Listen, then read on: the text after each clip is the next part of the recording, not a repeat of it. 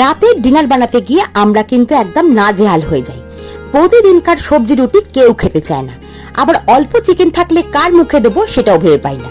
সেই জন্য boneless chicken দিয়ে বানিয়ে ফেলুন তড়কা।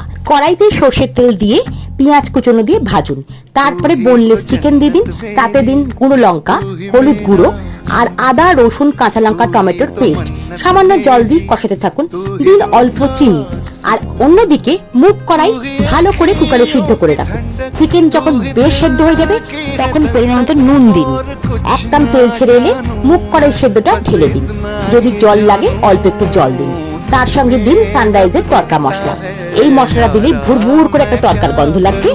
বাড়ির সকলে তখন ডিনারের সময়ের আগে খেতে চাই। আর সব শেষে হাতে ডলে দিয়ে দিন কিছুটা কসুরি মেথি। ডিম সহযোগে পরিবেশন করুন।